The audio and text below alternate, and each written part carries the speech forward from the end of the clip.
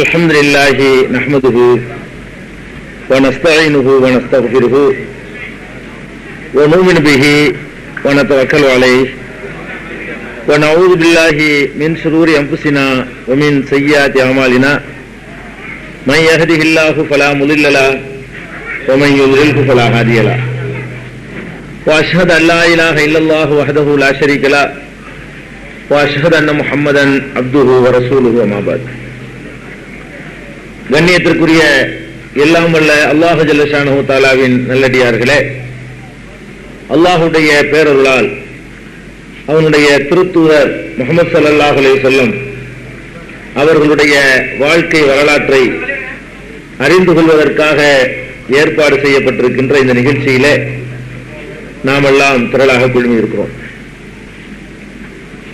கடந்த சில நாட்களாக நபிகள் நாயகம் ஸல்லல்லாஹு அலைஹி வஸல்லம் அவர்கள் மதீனாவிற்கு சென்ற பிறகு அவர்கள் ஒரு நல்ல செல்வாக்கை புகழை அடைந்த நேரத்திலும் கூட எந்த அளவுக்கு அவர்கள் எளிமையாகவும் ஏழ்மையான நிலையிலும் தங்களுடைய வாழ்க்கையை அமைத்திருந்தார்கள் என்பதை நாம் அறிந்தோம்.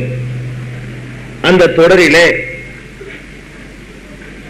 பெருமானார் ஸல்லல்லாஹு அலைஹி வஸல்லம் அவர்கள் எந்த அளவுக்கு எளிமையாக மக்களுடைய அறியாமையை பயன்படுத்தி தமக்கு புகழ் சேர்த்துக் கொள்ளாதவர்களாக வாழ்ந்திருக்கிறார்கள் என்பதை இன்றைய தினம் நாம் அறிந்து கொள்ளவிருக்கிறோம். ஒரு முறை பெருமானார் ஸல்லல்லாஹு அலைஹி வஸல்லம் அவர்கள் ஒரு திருமண நிகழ்ச்சிக்கு செல்கிறார்கள். திருமண நிகழ்ச்சிக்கு செல்லும் பொழுது அங்கே இருக்கக்கூடியவர்கள் எல்லாம் பாடல்களை பாடிக்கொண்டிருக்கிறார்கள். பாடல்களை பாடிக்கொண்டிருக்கும் பொழுது உள்ளே பெருமானார் ஸல்லல்லாஹு அலைஹி வஸல்லம் வந்துடுறாங்க. வந்த உடனே அங்கே இருக்கக்கூடியவர்கள் எல்லாம் பாடலை நிறுத்திவிட்டு, பாடிக்கொண்டிருந்த பாடலை நிறுத்திவிட்டு நபிகள் நாயகம் ஸல்லல்லாஹு அலைஹி வஸல்லம் அவர்களை புகழக்கூடிய விதத்தில் அவங்கள புகழ்ற மாதிரி பாட்டை என்ன செய்யறாங்க, பாட ஆரம்பிக்கிறாங்க. ஏற்கனவே வேற ஒரு பாடலை பாடிக்கிட்டு இருக்கிறாங்க. ரசூல் ஸல்லல்லாஹு அலைஹி வஸல்லம் வந்த உடனே அவங்கள புகழ்ற மாதிரி ஒரு பாடலை ஆரம்பிக்கிறாங்க. அது என்ன பாடல்னு கேட்டா, ஃபீனா நபியும் யஅலமு மா ஃபீ கதின், நாளைக்கு நடப்பதை அறியக்கூடிய நபி இதோ நம்மிடத்தில் இருக்கிறார்கள் அப்படின்னு அந்த புகழ்ல வருது. ரசூல் ஸல்லல்லாஹு அலைஹி வஸல்லம் வர்றாங்க. வரும்போது என்ன செய்யறாங்கன்னா, நாளைக்கு நடக்கிறத எல்லாம் இவங்களுக்கு தெரியும் அப்படின்னு சொல்லி பெருமானார் ஸல்லல்லாஹு அலைஹி வஸல்லம் அவங்கள உயர்த்துற மாதிரி ஒரு பாடல். பொதுவாக உலகத்தில் உள்ள எந்த ஆன்மீக தலைவர்கள் நீங்க எடுத்துக்கொண்டாலும் சரிதான், இன்றைக்கு வரைக்கும் வாழ்ந்து கொண்டிருப்பவர்களா இருந்தாலும் சரி, இதுக்கு முந்தைய யாருக்கெல்லாம் வரலாறு இருக்கிறதோ அந்த மாதிரி வரலாறு உள்ள எந்த ஆன்மீக நபிமார்களை தவிர எந்த ஆன்மீக தலைவர்கள் நீங்க எடுத்துக்கொண்டாலும் சரி, அவங்க எல்லாம் இந்த மாதிரி புகழுக்காகத்தான் அந்த வேஷமே போடுறது. ஆன்மீக தலைவர்னு ஆகிட்டா அவங்கள கடவுள் நிலைமைக்கு தூக்கிடணும், அதுக்கு தான் ஆசைப்படுறது. உங்களுக்கு என்னங்க, உங்களை விட்டா யாருங்க, நீங்க தாங்க எங்களுக்கு எல்லாம் பண்ணணும், நீங்க தாங்க எங்களுக்கு கதின்னு சொன்னா அதுல அவனுக்கு ஒரு சந்தோஷம். அப்படி சொல்வதற்கு கூலிக்கெல்லாம் ஆள் செட்டப் பண்ணி வச்சிருப்பான். 10 பேரை சீடர்னு வச்சுக்கிட்டு அவனுக்கு சம்பளம் கொடுத்து இவனை புகழ்ந்து வெளியே பேசுற மாதிரிலாம் ஏற்பாடு பண்ணி வச்சிருப்பான். இதை பார்க்கிறோம். அப்ப நாளைக்கு நடக்கிறதெல்லாம் தெரியும் என்பது ஒரு நல்ல ஒரு புகழுக்கு மேல புகழ் தானே. ஏற்கனவே ஒரு புகழா இருக்கிறாங்க. இப்ப என்ன புகழ் கிடைக்குதுன்னு கேட்டா, இது யாரும் சொல்லி கொடுத்து நடக்கல, இயற்கையாகவே நாளைக்கு நடக்கிறதெல்லாம் அறிவாங்கன்னு சொல்றாங்க. உடனே ரசூல் ஸல்லல்லாஹு அலைஹி வஸல்லம் அப்படியே இதை பயன்படுத்திக்கிட்டு அப்படித்தானே செய்வாங்க. எல்லாரும் அப்படித்தானே செய்வான். அவனை புகழ்ந்தோம்னு சொன்னா அவனுக்கு அந்த தகுதி இல்லாட்டா கூடங்க அதை கேட்கல ஒருத்தனுக்கு ஆசை இருக்குங்க. இந்த புகழுக்கு ஆசைப்படுறதுக்கு பாருங்க, இந்த புகழுக்கு ஆசைப்படுறது என்பது அந்த ஒரு நேரத்தில் மாத்திரம் எவ்வளவு பெரிய அறிவாளியும் மடையனாவரோ நீங்க பாப்பீங்க. எவ்வளவு பெரிய ஷார்ப்பா சிந்திக்கிறவனா இருந்தாலும் சரிதாங்க, புகழக்கூடிய நேரத்தில் அந்த கொஞ்ச நேரத்தில் முட்டாவா போயிடுவான். இப்ப நீங்க அரசியல்வாதிகள் இருக்கான்னு வைங்களேன், இந்த அரசியல்வாதிகளை அப்படி மேடையில் வைத்துக் கொண்டு அவனுடைய அடிவரடிகள் இருக்கான்ல, அவன் மயக்க பிடிச்சுக்கிட்டு புகழுவான். புகழுவான்னா அது பொய்ன்னு நல்லா எல்லாருக்கும் தெரியும். அந்த மாதிரி புகழ்வான்.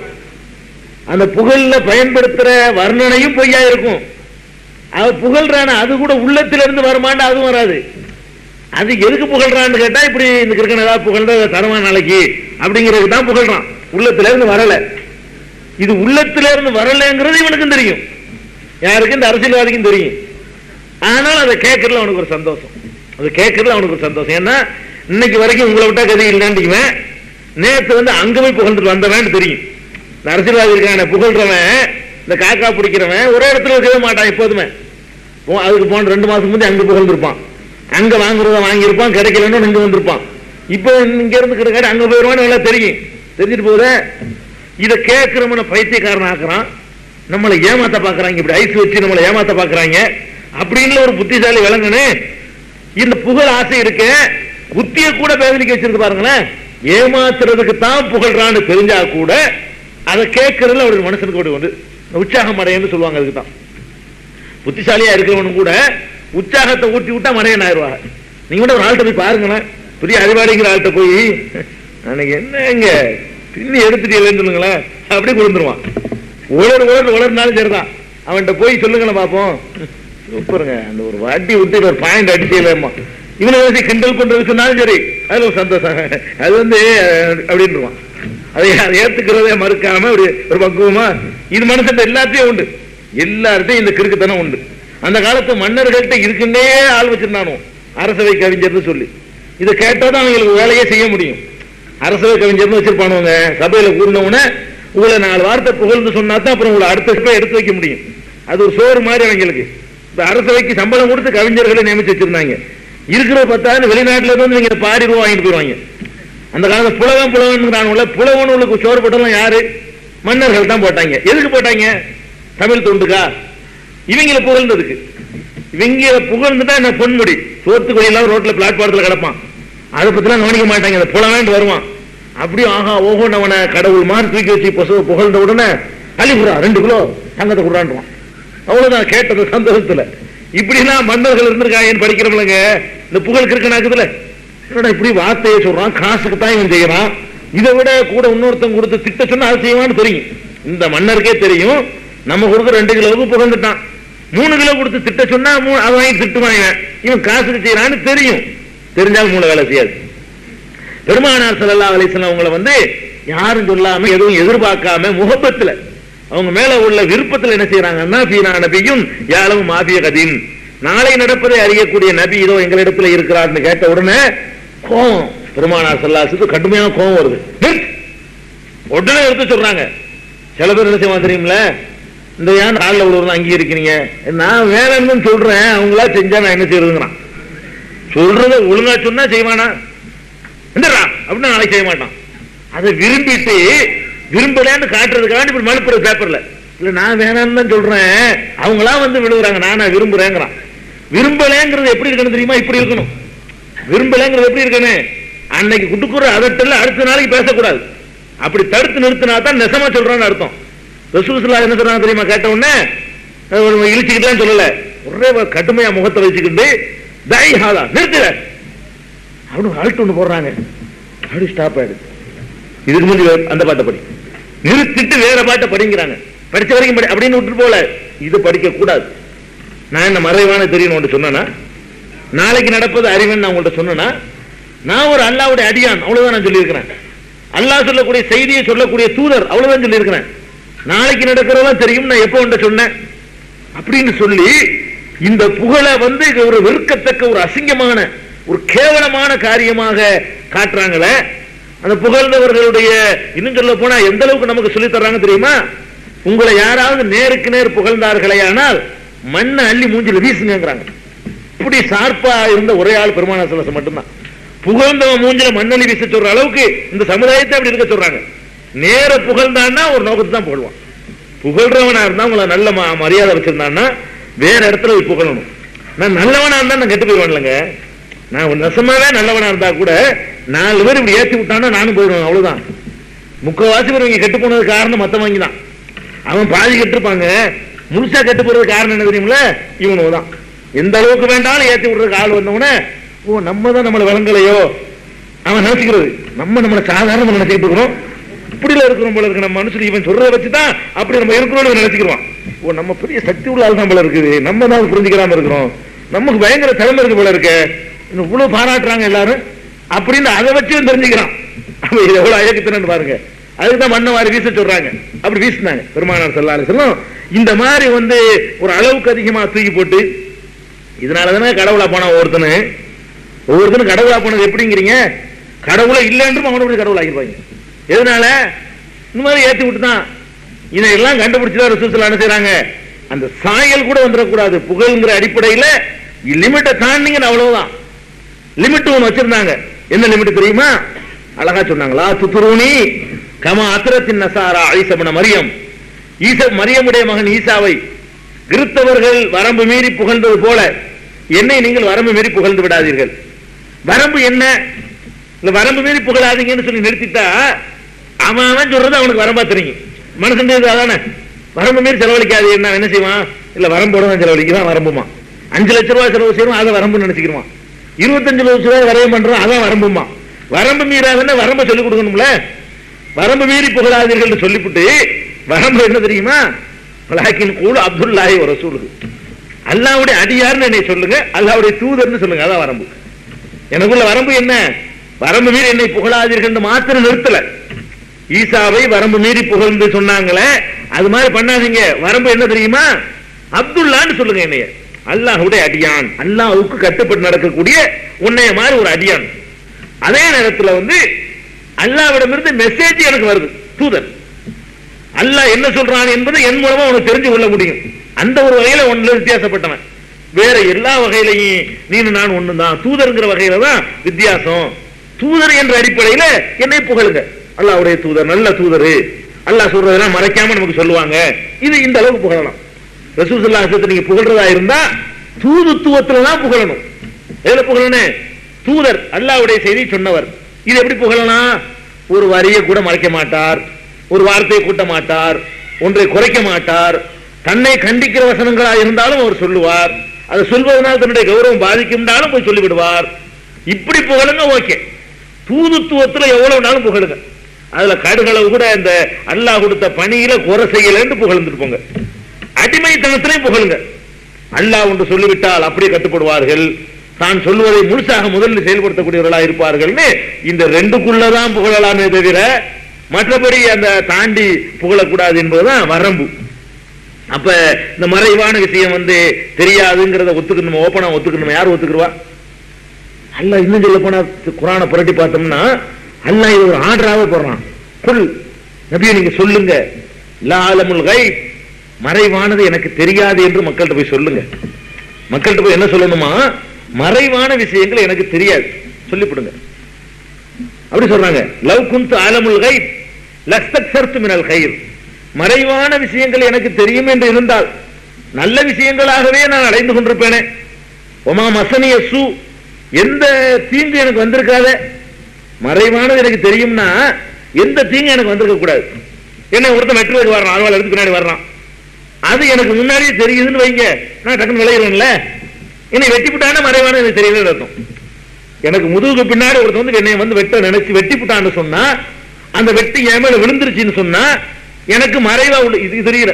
மறை மத்த மறைவெல்லாம் விடுங்க, முதுகுக்கு பின்னாடி உள்ள மறைவு எனக்கு தெரியலன்னு அர்த்தம். வெட்டிவிட்டான்ல, அப்ப எனக்கு எந்த தீங்கு வந்திருக்க கூடாது.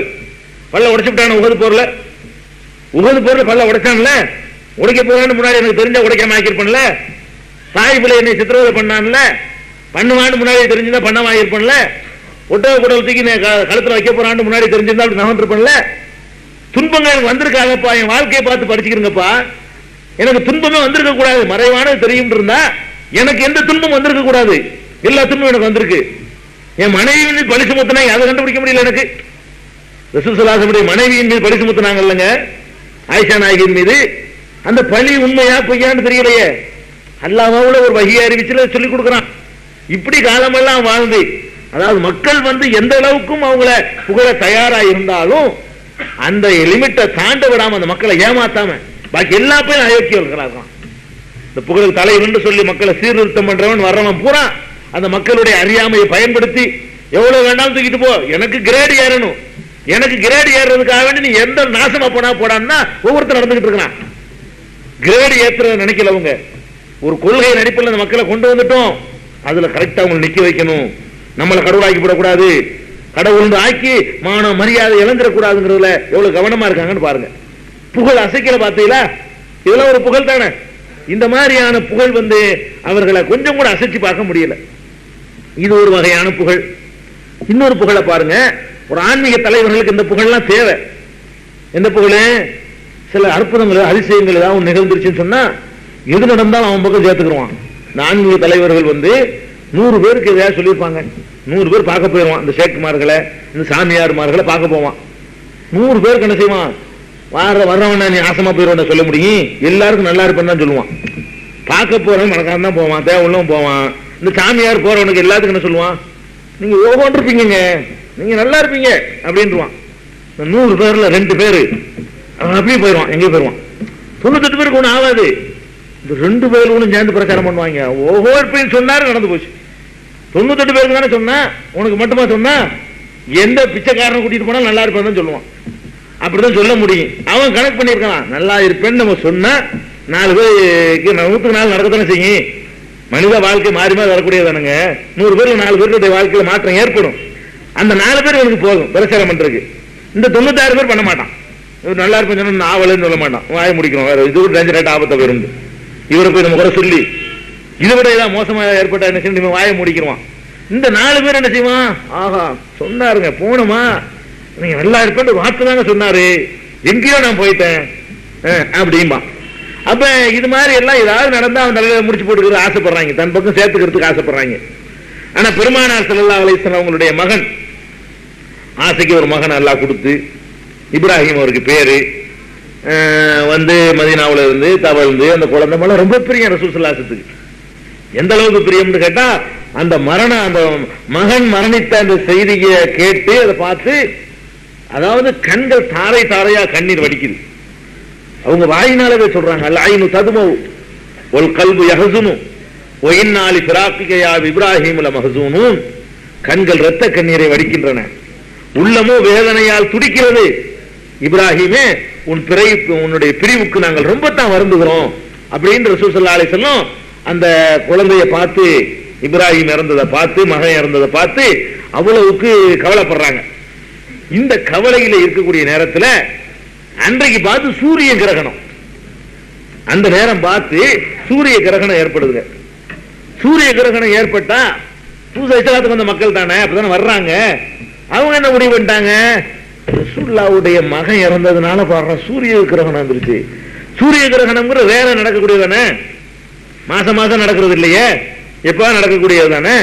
அப்படியே நடந்தா கூட சில பகுதியில தான் தெரியும், தெரியறது 10-15 வருஷத்துக்கு அதான் சூரிய கிரகணம் பார்க்க முடியும். அப்ப அந்த மாதிரி ஒரு சூரிய கிரகணத்தை பார்த்த உடனே, என்னடா இது இன்னைக்கு சூரிய கிரகணம் ஏற்படுது, ரசூலுல்லாஹ்வுடைய மகன் வேற இறந்திருக்கிறாங்க, இதுக்காகத்தான் சூரிய வானம் துக்கம் அனுஷ்டிக்குதுன்ட்டாங்க. இருந்த ஆளுக்கு எல்லாருமே என்ன பேசிக்கிறாங்க? வானம் துக்கத்தை அனுஷ்டிக்குது, ரசூலுல்லாஹ்வுடைய மகன் இறந்ததுனால சூரியன் கூட தன்னுடைய ஒளியை நிறுத்திருச்சு அப்படின்னு சொல்லி பேசிட்டு இருக்கிறாங்க. இந்த நேரத்தில் ரசூல் ஸல்லல்லாஹு அலைஹி நிலைமை என்ன? சோகம். நல்லா கவனிக்கணும், அதை சோகத்தினுடைய உச்சகட்டத்தில் இருக்கிறாங்க. மகன் இறந்த கவலையில சோகமா இருக்கிறாங்க. இந்த சோகமா இருக்கிற நேரத்தில் என்ன பேசினாலும் நம்ம கண்டுக்கவே மாட்டோம்.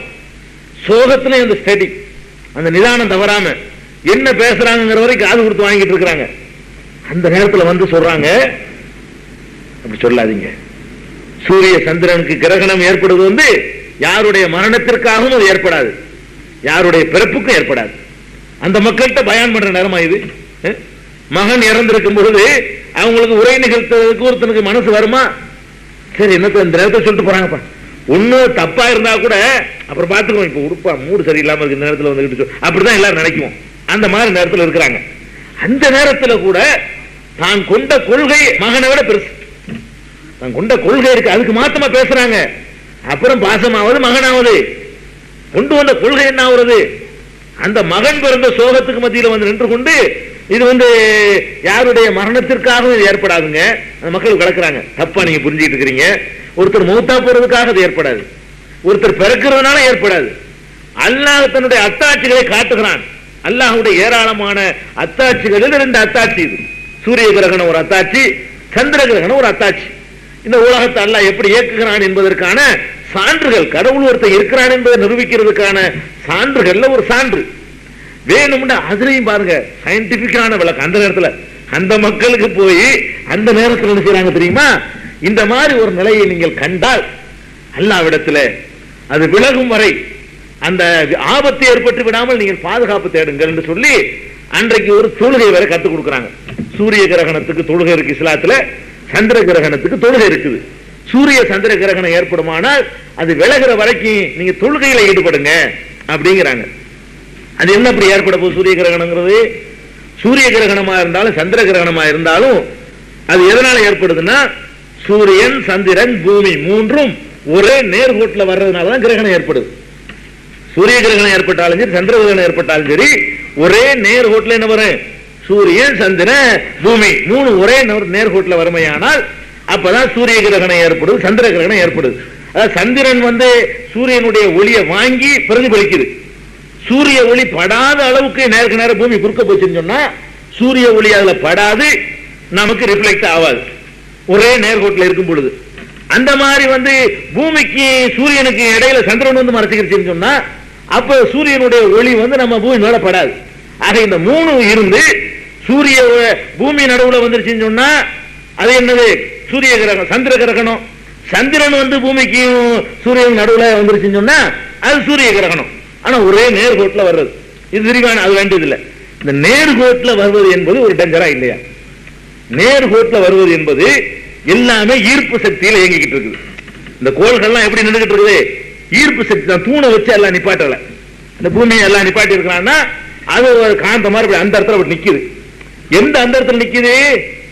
அதை சந்திரன் இழுக்குது, சந்திரனை அது இழுக்குது. ஒன்னோட இழுக்கிற அந்த இழுவையில் அப்படி நிக்குது. அந்த இடத்துல எப்படி நிக்க வைக்கப்படுதுன்னா பூமிக்கு ஈர்ப்பு சக்தி இருக்குது, ஒவ்வொரு கோள்களுக்கு ஈர்ப்பு சக்தி இருக்குது. இது அதை இழுக்குது, அது இதை இழுக்குது.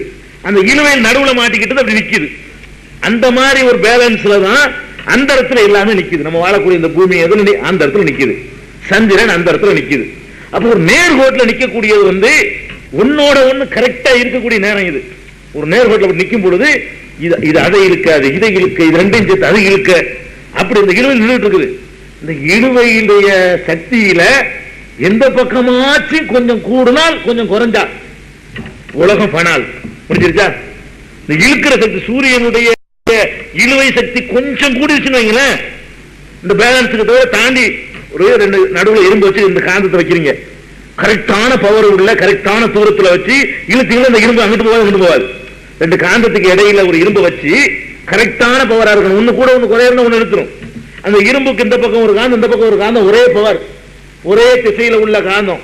அதே மாதிரியான காந்தத்தை வச்சு இப்படி இருந்தீங்கன்னா நடுவில் அந்த இரும்பு ஆடும், இதுவும் இருக்காது அதுவும் இருக்காது. கரெக்டான நடுவாக இருந்து கரெக்டான பவர்ல உள்ள காந்தமாக தான் இருக்கும். அப்ப இதனுடைய பவர் ஒரு மில்லிகிராம் கூடுனுச்சுன்னு வைங்க, ஒரு காந்தத்துக்கு ஒரே தூரமாக பட்டன் இழுத்துரும். இழுத்தா என்ன முட்டுனா என்ன வருது? சூரியன் பூமியை இழுத்து போய் நேரம் சரான்னு அடிச்சா ஏதாவது மிஞ்சுமா? என்ன ஆகுறதுங்கிறேன். இல்ல சந்திரன் தான் பூமியில இழுக்கப்பட்டுருது, இழுத்துச்சுன்னா என்ன ஆகுறது? தாங்கம்மா உலகம் உலகம் முடிஞ்சு போச்சு கதை. அப்ப அல்லாஹ்வுடைய ஆயாத்துகள் நடந்து கொண்டிருக்குதுங்க. ஒரு நேர்கோட்டில் வருதுன்னா அந்த மக்களுக்கு வளர்க்க முடியாது. அந்த மக்களுக்கு இதே வளர்க்க முடியும். சூரிய சந்திரன் ஒரு நேர்கோட்டில் வருது, அந்த மக்களுக்கு சொன்னா புரியுமா? நேர்கோட்டில் வருதா? அது ஏதாவது ஒட்டி வச்சிருக்கிறவங்க நினைச்சிட்டு இருப்பாங்க. அந்த மக்கள்கிட்ட என்ன சொல்ல முடியுமா? அதான் சொல்ல முடியும். இது அல்லாஹ்வுடைய அத்தாட்சிகள்ல உள்ளது. ஆனால் அது விலகும் வரை எல்லா இடத்துல பாதுகாப்பு தருங்கிறாங்க, அவ்வளவுதான் சொல்ல முடியும். அந்த மக்களுக்கு எவ்வளவு சொல்ல முடியுமோ அவ்வளவு. இதுல பாதுகாப்பு தர என்ன இருக்கு நம்ம சிந்திக்கும் பொழுது 20ஆம் நூற்றாண்டுல கண்டுபிடிக்கலாம். அது ஒரு டேஞ்சரான ஒரு நாள் தான். இந்த கிரகணங்கள் ஏற்படக்கூடிய மற்ற நாளை விட ஒரு டேஞ்சர். என்ன வேணாலும் நடக்கலாம், நடக்காம அல்ல பேலன்ஸா இருந்தாலும் நடக்காது. பேலன்ஸ் அவர்கிட்ட நடந்து போகுது. உலகம் எப்படி அழியுங்கிறான், அப்படிதான் அழிய போகுது. உலகம் அழிகிறதே எல்லா புத்தகம் சொல்லி காட்டுறான். மலைகள் தூள் தூளாக ஆக்கப்படும், பஞ்சா பறக்கும்னா எப்படி பறக்கும்? இப்படித்தான் ஒரு முட்டு முட்டுஞ்சு அவனோட ஒண்ணு ஏதாச்சும் ஒண்ணு எதையாச்சும் போதுனா போதுமுங்க. விண்கல்லுன்னு ஒண்ணு உழுவுதுங்க, அதுக்கு என்ன பயந்து சத்தா மனுஷன்? விண்கல் உழுவுதுன்னு சொல்லிக்கிட்டு ராத்திரி உட்காந்து பார்க்காட்டானுல. இந்த விண்கல் என்ன விண்கல்? பூமியோட ஒப்பிடும்போது என்ன விண்கல்? ஒண்ணுமே இல்லை, ஒரு சின்ன ஒரு பொருள். அதுக்கு பயன்தான் இவனே கண்டுபிடிச்ச ஸ்கைலாப்பு கீழே விழுதுங்கிறதுக்கு ஆட்டம் போட்டான். ஸ்கைலாப்னு ஒரு ராக்கெட் கீழே விழுதுன்னு சொல்லிட்டு ஒரு மனுஷன் நினைச்சான், உலகத்தையே பீதி ஆக்குனா, அப்ப இதையே நமக்கு தாங்க முடியலையே, கோள்கள் முட்டிக்கிட்டா என்ன ஆகுறது? அப்ப இது ரெண்டாவது விஷயம். இது என்ன கவனிக்க வேண்டியிருக்குன்னா, நம்ம வேற வேற ஆள் வேற தலைவர்களா இருந்தாங்கன்னா, ஆமா நம்ம பிள்ளை மூத்தா அதனால கரெக்ட் தாங்க, என் பிள்ளை மூத்தா பத்தில அதுக்கு தான் அது புரியுமானம் இல்லையா? ஆன்மீகத்தை விட்டு தருங்க, அரசியல்வாதிக்கே சொல்றான். ஒரு அரசியல் தலைவர் ஏதாவது ஊருக்கு போய் மழை பெஞ்சிட்டா போதும், தலைவர் வந்தாரியா மழையை பத்தியா தெரியுமா? இவன் ஆன்மீக தலைவனே இல்ல, ஒரு அரசியல் தலைவன் வரும்பொழுது மழை பெஞ்சிட்டா கூட அவனாலதான் பெஞ்சுன்னு சொல்லுவான். அதுக்கு முந்தைய மழையை உலகத்துல யார் பெய்யாத மாதிரியும், அந்த ஊர் மழையை காணாத மாதிரியும், அன்னைக்கு தான் முத பெஞ்ச மாதிரியும் பேசுவான். அதை கேட்டுட்டு இவனு சிரிச்சுட்டு உட்காந்துட்டு இருப்பான். ஏன்டா இதுக்கு மழையை பெய்யறாங்க, ஏன்டா பைத்தியம் விளையாடுறீங்கன்னு கேட்க மாட்டான். இந்த தலைவன் கேட்கறது இல்லை. அப்ப பெருமானார் ஸல்லல்லாஹு அலைஹி வஸல்லம் அவர்களை இந்த புகழ் எவ்வளவு உச்சிக்கு போனாலும் தங்களுடைய எளிமையான வாழ்க்கையை மாத்திக்கிறவும் இல்லை. இந்த புகழை அதிகப்படுத்துவதற்கு நிறைய வாய்ப்புகள் கிடைக்குது. இந்த மக்கள்கிட்ட எப்படி சொன்னாலும் ஏத்துக்கிற அளவுக்கு பக்தி வச்சிருக்கிறாங்க, எப்படி சொன்னாலும் நம்புவாங்கிற அளவுல இருக்கிறாங்க. ஆனா அப்படி ரசூல் ஸல்லல்லாஹு அலைஹி வஸல்லம் விடல. கரெக்டானதான் சொல்லணும், இந்த மக்கள் நம்ம ஏமாத்திடக்கூடாது, கரெக்டான வழியில தான் கொண்டு செல்லணும். இதுதான் இறை தூதருக்குள்ள ஆதாரம்ங்க. எதுக்கு இதை பயப்படணும்? நான் கேட்கிறேன், இந்த புகழை மறுக்கிறதுக்கு என்ன காரணம்? ஏன் மறுக்கணும்? சொல்லிட்டு போங்கப்பா. ஏன் சாதாரண நேத்து பிறந்தவன் நம்ம கண் முன்னாடி உள்ளவன்லாம் சேர்க்கணும்னு சொல்லிட்டு இந்த மாதிரி சொந்தம் கொண்டாடுறான், மறைவான தெரியுங்கிறான், அவங்களும் கொண்டாடிட்டு போயிடலாமே. எதனால் இதை அவங்க தவிர்த்தாங்க? எதனால இது வேணாண்டாங்க? அவனுக்கு பயந்துதான். அல்லாஹ்வுடைய தூதர்னு அல்லாஹ் அவங்க நம்பினாங்க. எந்த ஆன்மீகவாதிக்கும் கடவுள் மேல நம்பிக்கை கிடையாது, மற்றவனுக்கா நம்பிக்கை இருக்கும்.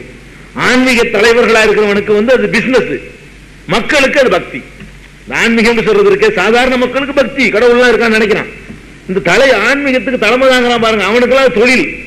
எவனும் கடவுள் நம்பிக்கை கிடையாது. எந்த ஆன்மீக செய்கிறதுக்காலும் சரி, மக்கள்கிட்ட இருக்கிற அளவுக்கு அவனுக்கு இருக்காது.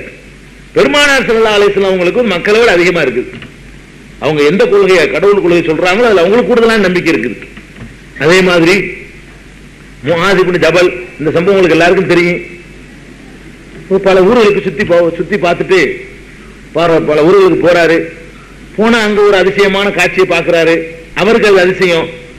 என்ன அதிசயம்னா, அந்த நாட்டில் உள்ள தலைவர்களுக்கு எல்லாம் மக்கள் இப்படி உளுந்து காலில் உளுந்து சஜிதா செய்யறாங்க, சஜிதாவே செய்யறாங்க. மன்னர்களுக்காக வேண்டி அந்த மக்கள் சஜிதா செய்யக்கூடிய காட்சியை பார்க்கறாங்க. பார்த்த உடனே அவங்க மனசுல என்ன ஓடுதுன்னா, என்னடா இந்த மாதிரி ஆள்களுக்கு எல்லாம் போய் சஜிதா செய்யறாங்க, நம்ம ரசூல் ஸல்லல்லாஹு அலைஹி வஸல்லம் எவ்வளவு பெரிய ஆளு, இந்த அற்பமான இந்த துன்யாவுடைய தலைவர்களுக்கு எல்லாம் பண்றாங்களே, நம்ம எப்படியோ காட்டு மிராண்டியா இருந்த மக்களுக்கு நல்வழி காட்டின ரசூல் ஸல்லல்லாஹு அலைஹி வஸல்லம் அவங்களுக்கு நம்ம அதை செய்யலாமே அப்படின்னு மனசுல அவர் நினைத்து கொண்டு மதீனாவுக்கு வர்றாரு.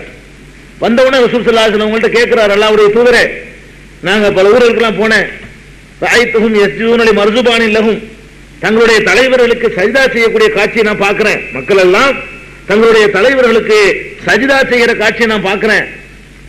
நீங்க சஜிதா செய்ய ரொம்ப தகுதியான ஆளு, அவங்களுக்கு சஜிதா செய்யும் பொழுது உங்களுக்கே நாங்க செய்யக்கூடாது அப்படிங்கிறாங்க.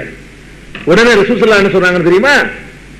செய்யாதீங்கப்பா, செய்யக்கூடாது.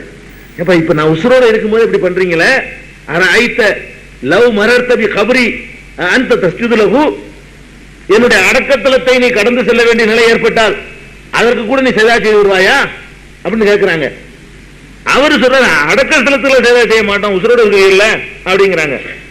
அப்ப ரசூல் ஸல்லல்லாஹு அலைஹி வஸல்லம் சொல்றாங்க, ஃபலா தஃபலு, அப்படி செய்யாதீங்க. அடக்கஸ்தலத்துக்கு எப்படி சஜிதா செய்யக்கூடாதோ அதே மாதிரி அடக்கஸ்தலத்துக்கு போகக்கூடியவன் தான் நான், அதனால எனக்கு சஜிதா செய்யாதீங்க. இன்னொரு அறிவிப்புல லவ் குன்து ஆமுர் அஹதன் அன் யஸ்ஜுத லி அஹதின் லஅமர்துல் மர்அத அன் தஸ்ஜுத லி ஜௌஜிஹா, ஒரு மனுஷனை இன்னொரு மனுஷனுக்கு சஜிதா செய்யுமாறு நான் உத்தரவிடுவதாக இருந்தால் அதுக்கு அனுமதி இல்லை. ஒரு பேச்சுக்கு உத்தரவிடுவதாக இருந்தால் கணவனுக்கு அப்படி செய்யுமாறு மனைவிக்கு உத்தரவிட்டிருப்பானே, அதுக்கு அனுமதி இல்லையே. கணவன் மனைவி அவங்களுக்கு அந்யோன்யமா இருக்கிறாங்க. இவன் அவருடைய எல்லா விதமான செலவு போக்குவரத்து பொறுப்பேற்றுக் கொண்டிருக்கிறான். அப்படி இருந்து கூட கணவனுக்கு மனைவி அதை செய்யக்கூடாது, அதுக்கே நான் உத்தரவு போடல. நீ என்ன எனக்கு வந்துகிட்டு நீ சஜிதா செய்யறங்கிற, என் காலில் விழக்கூடாது.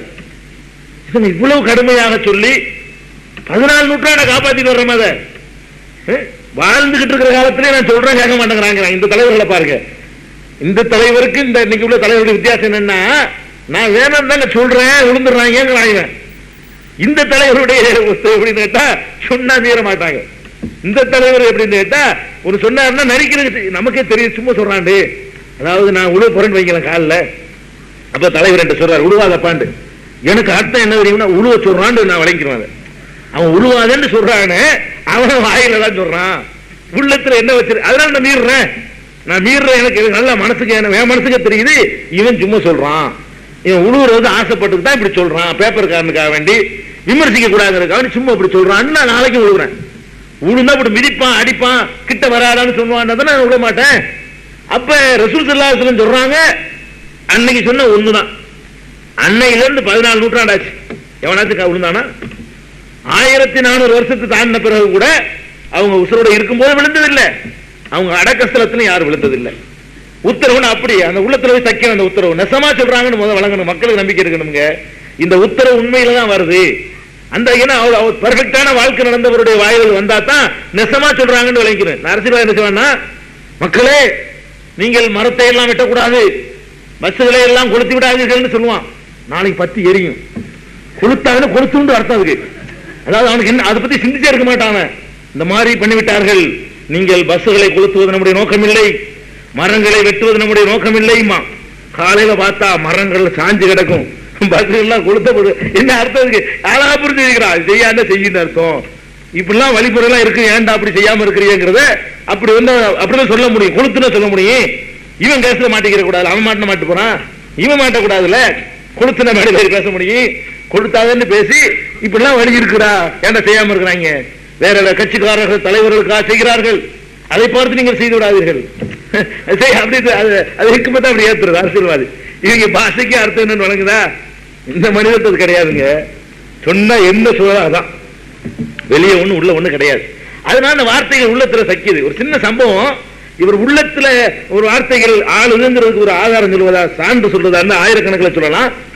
ஹக்கீம் பின் ஹிசாம் என்று ஒரு நபித்தோழர், அவர் வந்து மதீனாவுக்கு பக்கத்துல உள்ள கிராமத்தை சேர்ந்த ஒருத்தர். அவர் ரசூல் ஸல்லல்லாஹு அலைஹி வஸல்லம் அவங்களை பார்க்கறதுக்கு வர்றாரு. எப்ப வர்றாருன்னா நல்ல செழிப்பான காலத்துல வர்றாரு. செழிப்பான காலம்னா ஜக்காத்தெல்லாம் குவிந்து இஸ்லாமிய சாம்ராஜ்யம் நல்லா வளர்ந்து ரசூல் ஸல்லல்லாஹு அலைஹி வஸல்லம் கடைசி காலம், நல்லா வர்றவங்களும் ஒட்டகம் ஆடு தூக்கி கொடுக்குற அளவுக்கு, அதாவது ஒருவேளை சோத்துக்கு வழி இல்லாத நிலைமையெல்லாம் மாறி போய் அவங்க மட்டும் இப்படி இருந்துக்கிட்டாங்க, ரசூல் ஸல்லல்லாஹு அலைஹி வஸல்லம் மாத்திரம் அந்த லெவல்லயே கடைசி வரைக்கும் இருந்துட்டாங்க. மக்களுக்கு நல்ல அள்ளி அள்ளி கொடுத்துட்டு இருந்த ஒரு நேரம். அப்ப வந்து என்ன செய்யறாருன்னா, தெரிஞ்சுக்கிட்டு ஆளு நல்ல வாட்ட சட்டமா இருக்காரு. அவரே சொல்றாரு, நான் நல்ல வாட்ட சட்டமா இருப்பேன், நான் வந்து ரசூல் ஸல்லல்லாஹு அலைஹி வஸல்லம் வந்து எனக்கு ஏதாவது கொடுங்களேன், எல்லாம் நிறைய தந்திருக்கிறான்ல, நானும் தகுதியான ஆள் தானே அப்படின்னு சொல்லி அவர் கேட்கிறாரு. என்கிட்ட ஒண்ணும் இல்லைன்னு. அப்ப ரசூல் ஸல்லல்லாஹு அலைஹி வஸல்லம் சொல்றாங்க, உனக்கு வேணும்னா நான் தர்றேன், வேணும்னா நான் தர்றேன், ஆனா எது நல்லது தெரியுமா, நீ யார்கிட்டையும் கையேந்தாம நீங்க உழைச்சி திங்கிறது இருக்குல்ல, அதான் நல்லது, ஆனா நீ வேணும்னா உனக்கு தர்றேன் அப்படிங்கிறாங்க ரசூல் ஸல்லல்லாஹு அலைஹி வஸல்லம். அவர் என்ன சொல்றாரு தெரியுமா, அது நல்லது, நான் அதையே செஞ்சுக்கிறேன் அப்படின்னு போயிடுறாரு. போன பிறகு அதுக்கப்புறம் ஒரு லட்சம் சாப்பிட்டு இருக்காரு. அபூபக்கர் ரலியல்லாஹு ஆட்சி, இவருடைய நிகழ்ச்சி எல்லாம் தெரியும், ரொம்ப சிரமப்படுறாரு அவர் தெரிஞ்சு, கஷ்டப்பட்டு என்னத்தையாவது மூட்டதுக்கு ஆச்சு, அப்படித்தான் வாழணும் சபதம் எடுத்து வாழ்ந்துட்டு இருக்காரு. கூப்பிட விடுறாங்க, தொட மாட்டேன்னு, அல்லாஹ்வுடைய தூதர் எதை சிறந்த எனக்கு சொன்னாங்களோ அதைத்தான் செய்வேன், நீங்க பைத்துல் மால்ல இருந்து மாசம் மாசம் உதவித்தொகை வாங்கிக்கிறீங்கன்னு கூப்பிடுறாரு அவரு. உமரடி நான் கூப்பிட விடுறாரு. அப்புறமேலு அவர் ஆட்சி காலத்துல நீ வாங்கிக்கலாம்ப்பா. அப்ப வந்து கேட்கும் போது திடகாத்திரமா இருந்தாரு, பிந்தி ஏழாம எல்லாம் போயிட்டாரு. அந்த நேரத்துல கூட கேட்கமா வாங்க மாட்டேன், ரசூல் ஸல்லல்லாஹு அலைஹி வஸல்லம் சிறந்துட்டாங்க, நான் சரின்னு சொல்லிட்டேன், அவங்கள்ட்ட சரின்னு சொன்ன ஒன்றே நான் செய்ய முடியாது, கடைசி வரைக்கும் மாட்டேன்ட்டாரு. இந்த காசை வேணாம், அப்படி கிடைக்கிற வழியை வந்து கிடைக்கிற காசை யாராச்சும் வேணாம்பாங்களா? அதுவும் அந்த நம்மளா இருந்தா எத்தனை வியாக்கியானம் அன்னைக்கு சொன்னாங்க ரசூலுல்லாஹ், அது இளைஞரா இருக்கும்போது சொன்னாங்க, இப்ப நமக்கு எல்லாம் முடியல இல்லைன்னு ஏதாவது வியாக்கியானம் பண்ணிட்டு வாங்கிடுவோம். அவருக்காக அந்த வார்த்தை அப்படி உள்ளத்துல பதிஞ்சு வச்சு, பசுமரத்தை ஆணி மாதிரி வாங்க மாட்டேன், உழைச்சுதான் திம்பேன். கடைசி இருந்தார்ல, நம்முடைய சவுக்கு, இந்த ஒட்டகத்தை ஓட்டுற சவுக்க கீழே விழுந்தா, சாட்டை கீழே விழுந்தா அதை எடுத்து கேட்க மாட்டாராம், யார்ட்டையும் கேட்க கூடாதுட்டாங்க, இதை கூட கேட்க மாட்டான் அப்படின்னு ஒருத்தட்டையும் ஒரு உதவியும் வாங்காம, எந்த உதவியும் வாங்க கூடாது. அவர் எந்த அளவுக்கு போய் புரிஞ்சுக்கிட்டு போயிட்டாருன்னா, எந்த சந்தர்ப்பத்திலும் எந்த உதவியும் வாங்குறதில்ல, பேனா கொஞ்சம் கொடுக்கலன்னு கேட்கறது இல்லை. இப்படிலாம் சின்ன அற்பமானதுல இருந்து பெரிய உதவி வரைக்கும் வாங்குறது இல்லைங்கிற அளவுக்கு அவங்க நடந்தா. எதுக்கு இதை சொல்றேன்னா, இப்படிப்பட்ட தோழர்கள் ஒண்ணு சொன்னாங்கன்னா அப்படி கட்டுப்படக்கூடிய தோழர்கள்.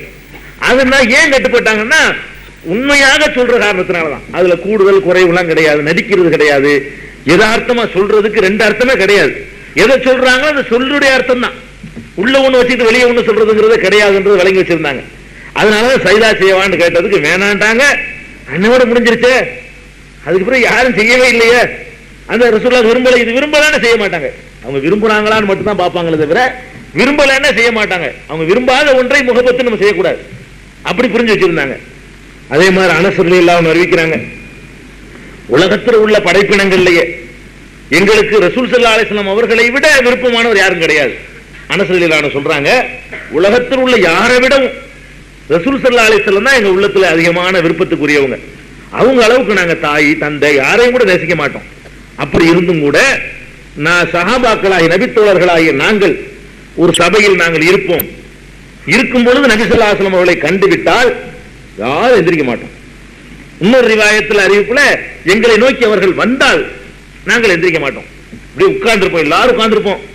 ரசூல் ஸல்லல்லாஹு அலைஹி வஸல்லம் வருவாங்க, எங்களை நோக்கி உட்கார்ந்து தான் இருப்போம். ரசூல் ஸல்லல்லாஹு அலைஹி வஸல்லம் வருவாங்க, ஒரு ஆள் எந்திரிக்க மாட்டோமே அப்படிங்கிறாரு. ஏன் எந்திரிக்க மாட்டோம், எழுந்திருக்க மாட்டோம்னு கேட்டா அதை நபி ஸல்லல்லாஹு அலைஹி வஸல்லம் அவர்கள் ரொம்ப வெறுத்தார்கள். ஒரு தனக்காக எழுந்து நிற்பதை அவர்கள் அறவே விரும்பலன்னா இப்படி தெளிவா மனுஷனுக்கு புரியுற மாதிரி சொல்லணுங்க. ஒவ்வொருத்தரும் புரிஞ்சிருந்தாங்கல்ல. ஆனா இவர் சொன்ன விரும்புறதை தாண்டா இப்படி சொல்றாருன்னு எல்லாரும் வழங்கிக்கிறோம். நம்ம இன்னைக்கு அவங்க சொன்னதை எப்படி புரியுறாங்க, விரும்பலன்னு நெசமா விரும்பலன்னு புரிஞ்சுக்கிட்டாங்க. அதனாலதான் ஒரு ஆள் எந்திரிக்கிறது இல்ல. பெருமானார் ஸல்லல்லாஹு அலைஹி வஸல்லம் வரும் பொழுது வாலி வருமா, நிறைய எழுதி போடுங்க. பெருமானார் ஸல்லல்லாஹு அலைஹி வஸல்லம் வரும் பொழுது எந்த ஒரு சஹாபியும் எழுத நிக்க மாட்டாங்க. இன்னும் சொன்னாங்க ரசூல் ஸல்லல்லாஹு அலைஹி வஸல்லம், யார் ஒருவன் தனக்காக பிறர் எழுந்து நிற்க வேண்டும் என்று விரும்புகிறானோ அவன் தன்னுடைய தட்டுமிடத்தை நரகத்திலே ரிசர்வ் செய்து கொள்ளட்டும், பதிவு செய்து கொள்ளட்டும். இப்ப எனக்காக ஒருத்தர் எந்திரிச்சு நிக்கணும்னு ஆசைப்பட்டேன்னா நரகத்துக்கு ரிசர்வ், முன்கூட்டியே ரிசர்வ் முன்பதிவு பண்றோம், முன்பதிவு செய்து கொள்ளட்டும். அவன் நரகத்துக்கு முன்பதிவு செய்யறான்டாங்க. அப்படி கண்டிச்ச ஒன்றை அவங்க செய்ய மாட்டாங்க. எது நரகத்திற்கு முன்பதிவு செய்யக்கூடிய காரியம் இருக்குதோ அந்த காரியத்தை அவங்க செய்ய மாட்டாங்க. இப்படியான அந்த புகழ்ல வந்து எழுந்து நிற்பது ஒரு மனிதனுக்கு புகழ் அதிகரிக்கும். புகழே அதுல தாங்க வளர்றது. எப்படி வளரும்னு கேட்டா, அந்த காலத்துல இந்த சில சினிமாக்கள்ல இப்ப எம்ஜிஆர் முதலமைச்சர் வந்தாருன்னு வைங்களேன், எப்படி முதலமைச்சர் வந்தாரு, எப்படி வந்தாருன்னா அதை யோசிச்சு பார்க்கணும்ல. 10 பேர் வரைக்கும் இருப்பான். என்ன செய்வான் தெரியுமா, சினிமாவுக்கு போகும்போதே கூட்டிட்டு போவாங்க, காசுல வச்சு அவனுக்கு இருக்குத்தனம் வந்துடும். அரசியல் நடத்துறதுக்காக வேண்டி இந்த கட்சிக்காரங்க யாரு அந்த கட்சியில அவனை வச்சு ஓட்டு வாங்கின ஒரு திமுகவுடைய பேச்சாளர் சொல்றாரு, நாங்க எம்ஜிஆர் படம் இருக்கும், நாங்க வந்து கூட்டிட்டு போவோம். எங்க சைக்கிள் யாரு நன்னில் நடராஜங்கிறவன் பேச என் காலில் கேட்கிறேன். நான் சைக்கிள் கடை வச்சிருந்தேன், சைக்கிள் கடையில ஓசி சைக்கிளை கொடுத்து வாங்கடா வாத்தியார் படம் பார்க்க போகணும்னு கூட்டிட்டு போவோம். என்ன கண்டிஷன், படம் வரும், நான் சொல்லும்போது கை தட்டணும், நான் சொல்ற இடத்துல கை தட்டணும்னு சொல்லி கூட்டிட்டு போவோம். டிக்கெட்லாம் எடுத்து கொடுத்து தியேட்டர்ல கொண்டு உட்கார வைக்குவோம். உட்கார வச்ச உடனே பச்சு ராஜா பிலிம்ஸ் வழங்கும் அண்ணா தட்டவான்னு கேட்பான். இருடா தட்டாடா, மலைக்கள்ளன் அண்ணே தட்டவா, தட்டாடா என்ன எப்ப தண்ணு மக்கள் திலகம் எம்ஜிஆர் வழங்கும் அதட்டாமா, அதட்டுறது. அதாவது இப்படி 4 பேர் தட்டினாதான் செல்வாக்கு கூடும். செல்வாக்கு கூடுறதுனால தட்டுறது இல்ல, தட்டித்தான் செல்வாக்கு கூட்டுறது. நீங்க நல்லா விளைவிக்கணும். செல்வாக்கு இருப்பதனால தட்டுறது இல்லைங்க. விசில் அடிச்சு அடிச்சே செல்வாக்கு. 2 பேர் அடிச்சாங்கன்னா முக்கியமான ஆள் இருப்பார் போல இருக்கேன் ஒரு இமேஜ் அப்படி உண்டாகும். அப்போ 4 பேரும் அடிப்போம். அடுத்த வாரம் 4 அடிச்ச உடனே என்னடா விசில் பயங்கர சத்தமா கூடுத, நம்மளும் அடிக்காட்டி நல்லா இருக்காது போல, நம்மளும் இவரை ஏத்துக்கணும் போல இருக்க. எப்படி இந்த மனிதர்கள் இந்த நாட்டில் உருவாக்கப்படுறாங்கன்னா இப்படி தட்டுவதன் மூலமாகத்தான் உருவாக்கப்படுறது. அதே மாதிரி எந்திரிச்சு நிற்ப ஒரு ஆளுக்கு எந்திரிச்சு நிக்கிறோம் வைங்களேன், இப்ப எந்திரிக்காத எந்திரிச்சுவான். எந்திரிக்கிறத பார்த்தா பயங்கரமான ஆளா இருப்பார் போல இருக்க. அவனுக்கு தெரிஞ்ச ஒரு 10 பேர் எந்திரிக்கிறான்னு வைங்க, மீது உள்ள 90 எந்திரிச்சிருவான். அவன் நினைக்குவான் எந்திரிக்கிறான், நமக்கு தான் தெரியல போல இருக்கு, ரொம்ப ஃபேமஸான ஆளா இருப்பார் போல இருக்கு, எந்திரிக்கணும் அப்படின்னு எந்திரிச்சிருவான். இப்படி எந்திரிக்க வச்சு ஒருத்தன் எந்திரிக்கிறத பார்த்து எந்திரிக்க வைக்கிறது, கை தட்டி செல்வாக்கு வளர்க்கிறது, விசில் அடிச்சு செல்வாக்கு வளர்க்கிறது அப்படின்னு சொல்லிட்டு இப்படி எல்லாம் ஒரு கிறுக்குத்தனமாக செல்வாக்கு வளர்ப்பதற்கு இதெல்லாம் பயன்படுத்தப்படுது. காலில் விழுறதுனால எதுக்கு பண்றான், காலில் விழுகிறது உலகம் பூரா பார்க்குது, பார்த்தா காலில் எல்லாம் விழுற அளவுக்கு தியாகம் பண்றாங்க, நம்ம ஓட்டையாச்சும் போடுவோம். இந்த அந்த மென்டலா நம்மளை தயார்படுத்துறது. அவன் கருணாநிதி உசுரை கொடுக்குறான், காலில் விழுகுறான், ஜெயலலிதாண்டா காலில் விழுகுறான், நம்ம தலைவிக்கு ஒரு ஓட்டாக போடக்கூடாதா அப்படின்னு அந்த மென்டலா அவன் வந்து வெளிப்படையாக லாபத்துக்காக செய்யறான், அதில் செய்ய வைக்கப்படுறான். தீமிதி தீ கொளுத்துறதுல எதுக்கு நினைக்கிறீங்க, தீக்குழி சாவறான எவனா சாவானா உசுரை மாச்சிக்கிறானா, தீக்குளி சாவானா? தீக்குளிச்சு இவங்களே சாவ கிடக்கிறவன், ஆஸ்பத்திரியில் கிடக்கிறவன் ஊத்தி விட்டு கொளுத்தி விட்டுட்டு தலைவருக்காக தீக்குளிச்சான்னு சொல்லி விடுறாங்க. எவன் போய் மண்ணெண்ணெய் ஊதி தீக்குளிப்பான்? அப்படிலாம் கிடையாது. என்ன சொல்லி கூட்டு போறதுன்னா, விளையாட்டு சொல்லல, சிரிக்கிறதுக்கு சொல்லல. ஒருத்தனை சொல்ற, அடே பேப்பர்லாம் பேர் வரும், நீ மண்ணெண்ணெய் ஊத்து தீ குளிக்கிற மாதிரி போடுவோம், தீ குளிக்க வந்து உன்னை பிடிச்சி அரெஸ்ட் பண்ணிடுவாங்க, ஃபேமஸ் ஆயிரும் கூட்டிட்டு போயிடுறது. மண்ணெண்ணெய் ஊத்துன்னு கொளுத்தி போட்டுருவாங்க. அவனை சாவுறதுக்குன்னு கூட்டிட்டு போறது இல்ல, மண்ணெண்ணெய் ஊத்துறவன போலீஸ்காரன் பிடிச்சிருவான்னு நினைச்சுதான் அவன் கூட்டு போறது. அவனை கூட்டிட்டு போகும்போது விளையாட்டு சொல்லலுங்க, எதார்த்தம் தான். எவனாச்சும் வந்து இவங்க மேல பெரிய பிரியமா, இவங்க எல்லாம் சாவுற அளவுக்கு இருக்கணும்லாம் இருக்காங்க, அதெல்லாம் கிடையாது. நீ இப்படி பண்ற, பேப்பர்ல பேர் வரும்டா, தீக்குளிக்கமேன்றவர் கைதுன்னு வரும், அப்படி ஒரு முக்கியமான பதவி கிடைக்கும், சீட்டு கிடைத்தாலும் கிடைக்கும். ஒரு தியாகி மாதிரி காட்டிட்டேன்னு சொன்னா அடுத்து சீட்டு கிடைக்கும் அப்படின்னு அவன் என்ன செய்வான்? ஊத்துற வேலை தானே, பரவாயில்ல ஊத்துவான், போட்டுருவான்.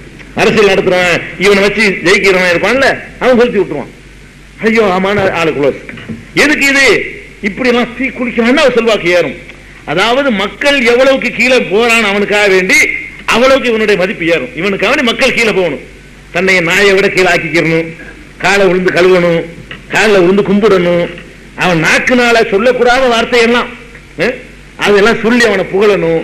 இப்படி எல்லாம் தன்னை எவ்வளவுக்கு ஒருவன் கீழே வந்து எந்த அளவுக்கு இப்படி சொன்னான்னு, தலைவா நீ ஆணையிட்டால் நான் மலத்தை கூட தின்பேன்னு சொன்னான்னா அவன் கிரேட். இப்படி சொல்லலாமா? இப்படி சொல்றது விரும்புறான். மலத்தை திங்கிற அளவுக்கு மக்கள் இருக்கிறாங்கடா, நம்ம எல்லாம் ஏமாத்துறோம் அப்படின்னு அந்த மென்டல் அப்படி ஒரு எண்ணத்தை உண்டாக்குறது, செல்வாக்கு அதிகப்படுத்துறது. இப்படித்தான் தமிழ்நாட்டு அரசியல், இந்தியாவுடைய அரசியல் இப்படிதான் வளர்ந்துருக்குது. உலகம் பூரா இப்படித்தான். அப்ப பெருமானார் ஸல்லல்லாஹு அலைஹி வஸல்லம் அவங்களை வந்து இப்படி எழுந்து நிற்கிறதை காட்டி எவ்வளவு செல்வாக்கு வளர்த்திருக்கலாம். உட்கார வச்சே செல்வாக்கு, இவங்க எழுந்து நின்று வளர்க்கிற செல்வாக்கு போலித்தன செல்வாக்கு. உட்கார வச்சுக்கிட்டு அவங்க உண்டாக்குன செல்வாக்கு 1400 வருஷமா மறையல. அண்ணாதுரையுடைய செல்வாக்கு அண்ணாதுரையோட காலி முடிஞ்சு வச்சா கதை. அண்ணாதுரையுடைய செல்வாக்கு அண்ணாதுரை இருந்ததோட சரி, எம்ஜிஆருடைய செல்வாக்கு எம்ஜிஆர் இருந்ததோட சரி, முடிஞ்சு போச்சு. இந்த மனிதருடைய மாமனிதருடைய செல்வாக்கு பாருங்க, எவனையும் காலில் உள்ள சொல்லல, எவனையும் எனக்கா எந்திரிச்சு நின்று சொல்லல, விசில் அடிக்க சொல்லல, முன்னாடி 2 வா பின்னாடி 2 வாண்டு பந்தா காட்ட சொல்லல, நீனு நானும் ஒண்ணுதான் சொல்லி ஒரே மாதிரியே நடந்துகிட்டாரு. இன்னைக்கு உட்கார்ந்து பேசிட்டு இருக்கிறோம். இன்னைக்கு பேசுறவங்க எம்ஜிஆர் பத்தி எத்தனை பேர் பேசுறான் சொல்லுவா பார்ப்போம். எங்க பேசுறான்? அதுவும் இந்த கொஞ்ச நாள் அந்த அளவுக்கு பேசுறானா? இருக்கும்போது பேசுற அளவுக்கு. இப்ப யார பேசினா பதவி கிடைக்குமோ அதுதான் பேசுவான். பேசுறவங்க பதவிக்காக செல்வாக்காக பேசுறது, ஒரு வசதி லாபத்துக்காக பேசுறது. அப்ப சுத்தமாக அந்த மக்களை உண்டாக்குன காரணத்தினாலதான் சஜ்தா செய்யாத மக்கள், நிக்காத மக்கள், அவங்கள கடவுள் நிலைக்கு வசத்தாத மக்கள், காலில் விழாத மக்கள், அந்த மக்களை உருவாக்கிட்டு போனாங்க. அவங்க ஒரு சின்ன ஒரு உத்தரவா இருந்தாலும் அப்படியே கேட்குவாங்க. இந்த குதிரை, இந்த குதிரையிலே நாங்கள் போறோம், இந்த குதிரையை கடலில் நீங்கள் இறக்க சொன்னால் இறக்க நாங்கள் தயாரா இருக்கோம், அல்லாஹ்வுடைய ரசூல் ஆணையிடுங்கள். அப்படி கேட்ட தோழர்கள், கடல் அப்படி இறக்கணுமா? குதிரையை கூட இறக்கி விட்டுறோம், உத்தரவு மட்டும் போடுங்க. அப்படி சொன்ன தோழர்களை பெருமானார் ஸல்லல்லாஹு அலைஹி வஸல்லம் பெற்றிருந்தாங்க. அந்த மாதிரியாக புகழ அவங்களை அசைக்கல. எதுக்கு எல்லாம் சொல்றோம்னா, பணம் அவங்களை அசைச்சு பார்க்க முடியல, பதவி அவங்களை அசைக்க முடியல. புகழ் வந்து எத்தனையோ வகையில மக்கள் வழங்க தயாரா இருக்கிறாங்க. அதுக்கும் ஒரு வரம்பு, அதுக்கும் ஒரு லிமிட். இதுதான் வேணும், இதுதான் வேணாங்கிற அளவுக்கு அவ்வளவு தெளிவா புரிந்து கொண்டு பெருமானார் ஸல்லல்லாஹு அலைஹி வஸல்லம் இருந்தாங்க. இது எல்லாத்துக்கும் மேலங்க, அந்த தலைவர்னு வரும் பொழுதுங்க, எல்லா தலைவர்களும் ஆர்டர் போடுற காட்சி தான் நீங்க பாப்பீங்க. தலைவர்கள் வந்து ஒரு காரியத்தில் நின்று பணியாற்றக்கூடிய காட்சியை பார்க்க மாட்டீங்க. கந்தக்கு போர், அகழ் போர் நடக்குது. அகழ் போர்னா என்ன? எதிரிகள் எல்லாம் ரொம்ப அதிகமா திரண்டுட்டாங்க. இதுக்கு முந்தையெல்லாம் மக்காவாசிகளோடு சண்டை போடுவாங்க, மக்காவாசிகளோடு சண்டை போடுவாங்க. அகழ் போர்னு சொல்லக்கூடிய அந்த போர் நடக்கக்கூடிய நேரத்தில் சுற்று வட்டாரத்தில் உள்ள எல்லாரும் ஒரு யூனிட்டா உண்டாயிட்டாங்க. பிஜேபி கூட்டணி வச்ச மாதிரி இத்தனை கட்சி கூட்டணி மாதிரி பெரிய கூட்டணியில உண்டாயிட்டானு எல்லாம் சேர்ந்து அட்டாக் பண்ண வர்றாங்க. இப்ப மக்காக்காரன் மட்டும் வந்தா ஃபைட் பண்ணி போடலாம், அல்ல வேற ஏதாவது ஊருக்காரன் வந்தா அடிச்சு போடலாம். எல்லாரும் பேசி வச்சுக்கிட்டு இந்த ஆளுடைய கை ஓங்கிக்கிட்டே இருக்க விடக்கூடாது, இதோட ஒரு சமாதி கட்டி ஆகணும்னு சொல்லி அவ்வளவு பேரும் பிளான் பண்ணிக்கிட்டு அழிக்கிறதுக்கு வர்றான் பெரும் கூட்டமா. அப்ப எழுத்து நிக்கிற அளவுக்கு வலிமைங்க இல்ல, மக்கள் சக்தி பத்தல. அப்ப என்ன பண்றாங்கன்னா, அகழ் தோன்றுவோம், அதாவது உள்ள இருந்து கொண்டு அவங்களை தாக்குறது. அவர்கள் யாரும் மதீனாவுக்குள்ள வந்துடக்கூடாது என்பதற்காக வேண்டி பெரிய அகழ் தோன்றாங்க. அகழ்னா என்ன? பெருசா பள்ளம் வெட்டி அதுல முள்ளு கிள்ளு ஏதாவது போட்டு தண்ணியை ஊத்துறது ஒரு மெத்தடு. முள்ளு வில்லு ஏதோ குதிரை கூட இறங்க முடியாத அளவுக்கு போடுறது, நெருப்பு மூட்டி விட்டுறது, அந்த இடையில நினைக்கிறது நெருப்புகளை மூட்டி விட்டுறது, இப்படி பலவிதமான அகழ்கள் யுத்தங்கள் நடந்திருக்கு கடந்த வரலாறுகள்ல. அதுல இருந்து சல்மான் பார்சி ரலியல்லாஹு யோசனையின்படி அகழ் வர்றாங்க என்ற உடனே வந்தா வந்து சேர்றதுக்கு எப்படி 2 மாசம் ஆகுமே, எல்லாரும் இவன்கிட்ட வர்றான்னு தகவல் கிடைச்சி அவன் புறப்பட்டு அங்கங்க தங்கி எல்லாம் வந்து சேர்றதுக்கு அது டைம் எடுக்கும். வர்றாங்கிற மெசேஜ் கிடைச்ச உடனே அப்ப இவங்களை இப்படித்தான் எதிர்கொள்ளணும்.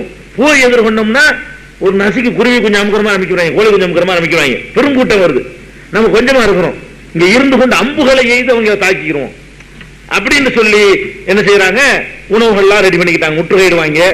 முற்றுகையிடக்கூடிய காலத்துல எல்லாம் உணவுகளை என்ன செய்யணும், ரெடி பண்ணிக்கிறனும். அவங்க பிரயாணத்துல வர்றவன் ஒரு அளவுக்கு தான் கொண்டு வர முடியும், இருக்கக்கூடியவங்க சமைச்சு வச்சுக்கிற மாதிரி வர்றவனுக்கு சமைக்க முடியாது. ஒரு கட்டத்தில் வீக்கா போவான்னு அழகா தீர்மானம் பண்ணி அகழ் வெட்டுறாங்க. அது அகழ் போர், இந்த போர்களை விவரி சொல்லும் போது வருவோம். அது போர்கள் என்னென்ன நடந்திருக்குங்கிறதுக்கு ஏன் நடந்துச்சு, என்னென்ன போர்கள், அது 2வது வருவோம்.